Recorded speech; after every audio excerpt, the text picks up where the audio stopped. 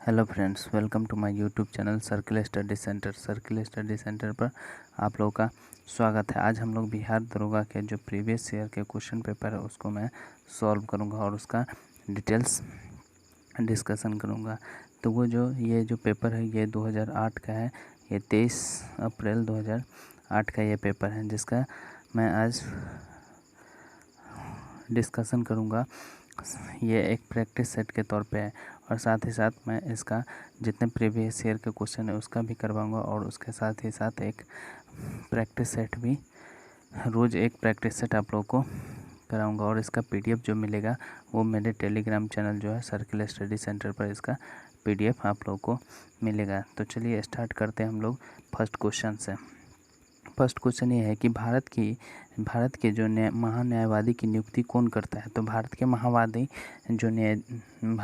के जो महान्यायवादी यानी अटॉर्नी जनरल जो होते हैं उनका जो नियुक्ति करते हैं, उनके नियुक्ति जो करते हैं वो करते हैं हमारे राष्ट्रपति जी, उनकी नियुक्ति करते हैं।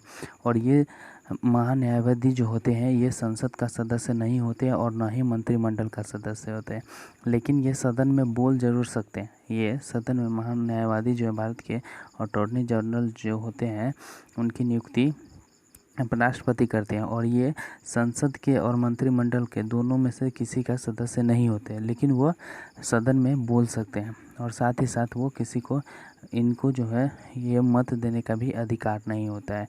ये महान्यायवादी को मत देने का भी अधिकार नहीं होता है। उसके बाद भारत का राष्ट्रपति अपना त्यागपत्र किसे सौंपता है। तो भारत का राष्ट्रपति अपना त्यागपत्र हमेशा उपराष्ट्रपति को सौंपते हैं और उपराष्ट्रपति जो है अपना त्यागपत्र राष्ट्रपति को सौंपते हैं। और राष्ट्रपति और उपराष्ट्रपति दोनों की जो अवधि होती है, राष्ट्रपति और उपराष्ट्रपति जो दोनों की जो कार्यकाल होती है वो 5 वर्ष का होता है, ठीक है। और राष्ट्रपति को महाभियोग के विधि के द्वारा भी हटाया जा सकता है या ये अपना मनमर्जी से भी त्यागपत्र दे सकते हैं। और उपराष्ट्रपति का जो अनुच्छेद है ये 56 से लेके 61 के बीच में आता है। उसके बाद भारत के जो 2008 के अनुसार पूछा गया ये क्वेश्चन है कि भारत के वर्तमान राष्ट्रपति कौन थे। तो 2008 में भारत के वर्तमान जो राष्ट्रपति थे वे प्रतिभा पाटिल है। लेकिन वर्तमान में जो अभी 2018 अभी जो वर्तमान में है, जो 2021 चल रहा है, अभी भारत के जो राष्ट्रपति है वे रामनाथ कोविंद है। अगला क्वेश्चन है कि भारत के 23वें सेना प्रमुख कौन है। 2008 के अनुसार पूछ रहे हैं कि भारत के 23वें सेना प्रमुख कौन है। तो 23वें सेना प्रमुख जो है वो कौन है। तो वो है हमारा दीपक कुमार। उस समय जो थे वो थे हमारा दीपक कुमार।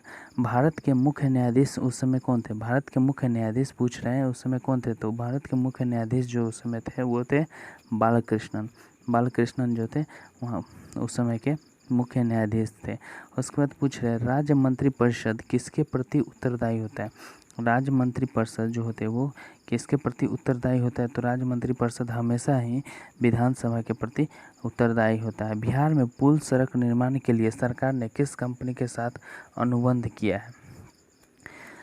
बिहार में जितने भी पुल सड़क आदि चीज़ का जो निर्माण होता है उसका अनुबंधन किस कंपनी के साथ हुआ। तो ये हुआ हमारा तातिया कंस्ट्रक्शन के साथ सरकार का जो है अनुबंधन किया है। उसके बाद जूट के उत्पादन में बिहार का कौन सा जिला अग्रणी है। जूट के उत्पादन में बिहार का कौन सा जिला अग्रणी है, मतलब सबसे आगे कौन सा जिला है जूट के उत्पादन में। तो यह है कटिहार। वर्षाकालीन फसल ये होता है जूट और ये वर्षाकालीन फसल होता है जूट, ठीक है। और भारत में जूट का जो मुख्य उत्पादक राज्य जो है पश्चिम बंगाल है, बिहार है, असम। पश्चिम बंगाल, बिहार और असम में इन सब क्षेत्रों में जूट की खेती अधिक मात्रा में की जाती है। और बिहार में जो पूछा जाए बिहार में जूट का खेती कहाँ सबसे ज़्यादा किया जाता है, तो वो किया जाता है हमारा कटिहार में। अगला क्वेश्चन है कि 1857 के विद्रोह में बाबू कुंवर सिंह ने बिहार के किस क्षेत्र से नेतृत्व किए थे। तो ये किए थे आरा जिला बिहार से ये नेतृत्व किए थे। जो 1857 की जो क्रांति हुई थी उसमें जगदीशपुर, ये आरा के जगदीशपुर से बिलोंग करते थे बाबू कुंवर सिंह, जो कि एक बहुत बड़े ज़मींदार थे। ठीक है, इन्होंने कंपनियों के साथ अपना युद्ध किया और साथ ही साथ इनकी मृत्यु भी उन्हीं के दौरान, उन्हीं के युद्ध में घायल होने के कारण हो गया था। उसके बाद कहा जा रहा है कि नवनिर्मित नालंदा विश्वविद्यालय के नवनिर्मित यानी कि नए निर्माण के अनुसार नालंदा विश्वविद्यालय के विजिटर बनाए गए हैं। तो कौन बनाए गए थे विजिटर? तो उस समय जो बनाए गए थे विजिटर वो थे एपीजे अब्दुल कलाम। उस समय जो बनाए गए थे 2008 के अनुसार जो बनाए गए थे, तो वे बनाए गए थे एपीजे अब्दुल कलाम बनाए गए थे। बिहार में लगभग कितने परसेंट, बिहार का जो क्षेत्रफल है उस पर कितने प्रतिशत क्षेत्रफल पर कृषि कार्य होता है? तो ये लगभग 60% के क्षेत्रफल पर कृषि का कार्य होता है। अगला क्वेश्चन है, भारत के महान न्यायवादी को कौन हटा सकता है? तो भारत के महान न्यायवादी को कौन हटा सकता है?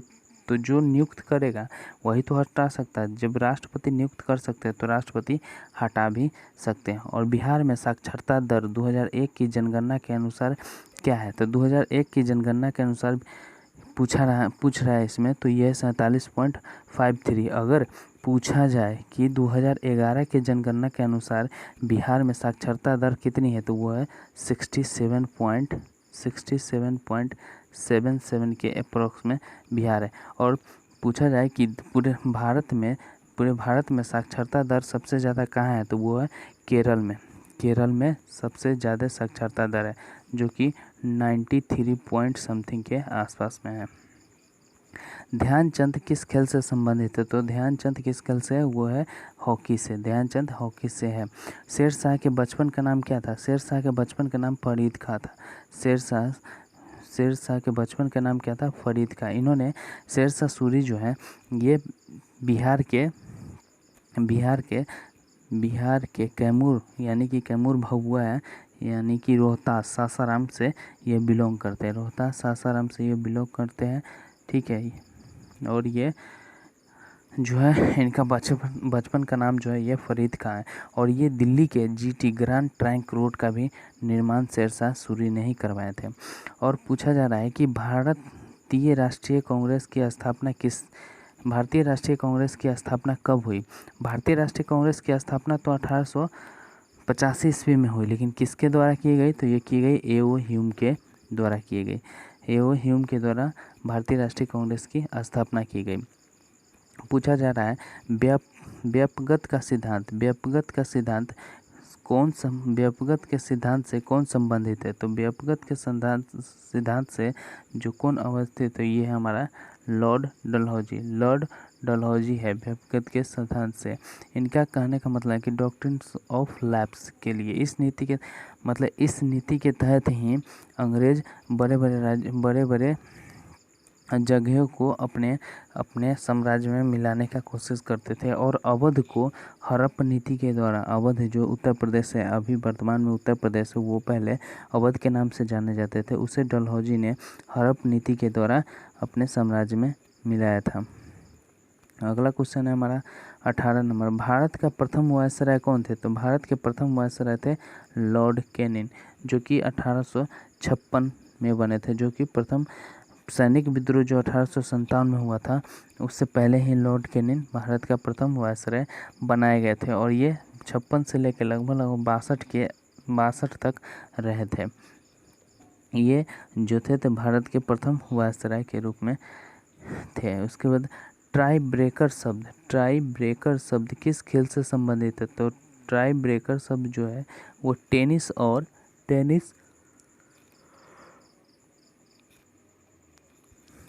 और फुटबॉल से संबंधित है। टाई ब्रेकर शब्द जो है किससे संबंधित है? तो ये संबंधित है हमारा टेनिस और फुटबॉल से संबंधित है टाई ब्रेकर शब्द, यानी कि ए और बी। तो ऑप्शन नंबर हो गया हमारा फुटबॉल हो गया। ऑप्शन नंबर बी जो है हमारा फुटबॉल है। और उसके बाद हमारा सी हॉकी है। ये किस में है? तो टाई ब्रेकर शब्द में है। ये हमारा ऑप्शन नंबर डी सही है। प्राचीन में नालंदा विश्वविद्यालय का संस्थापक कौन थे? तो प्राचीन में नालंदा विश्वविद्यालय के जो संस्थापक थे, जो स्थापना किए थे, ये किए थे कुमार गुप्त ये किए थे 415 से लेकर 454 ईस्वी के बीच में सम्राट कुमार गुप्त का वर्चस्व रहा था। और इन्हीं के दौरान ही प्राचीन काल में प्राचीन नालंदा विश्वविद्यालय का स्थापना किया गया था। और ये कब किया गया था? 415 से लेकर 454 ईस्वी तक, ईस्वी पूर्व तक इनका 454 ईस्वी तक इनका सम्राट रहा था। मुंगेर में कहा जा रहा है कि मुंगेर निम्नलिखित में से किसकी राजधानी रही है?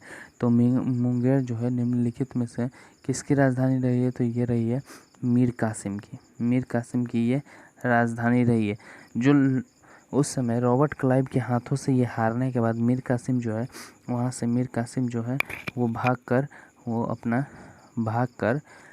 अपना राजधानी जो है मुंगेर को बनाया था। तो रॉबर्ट क्लाइव के साथ साथ मीर कासिम और मीर जाफ़र के साथ साथ सिराजुद्दौला तीनों मिलकर एक साथ लड़ाई लड़ रहे थे। उसमें अंग्रेज़ की जीत हुई थी और वो जो मीर कासिम थे वहाँ से भागकर अपनी राजधानी चेंज करके ये अपना राजधानी कहाँ बना लिए? तो ये बना लिए मुंगेर में।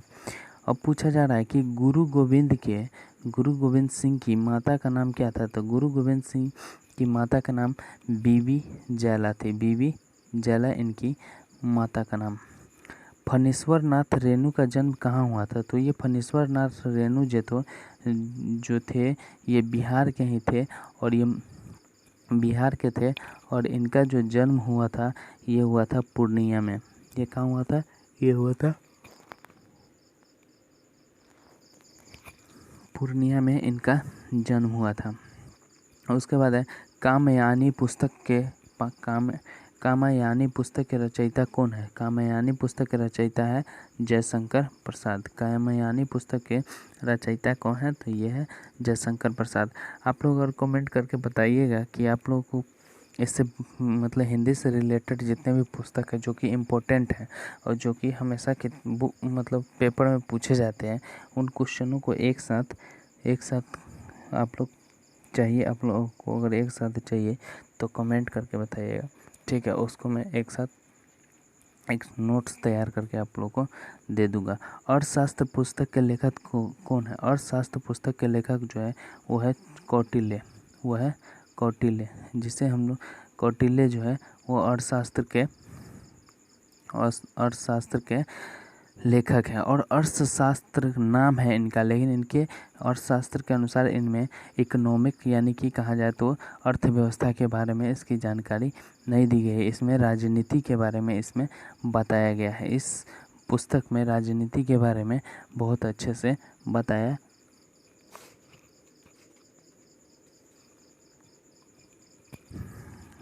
गया है।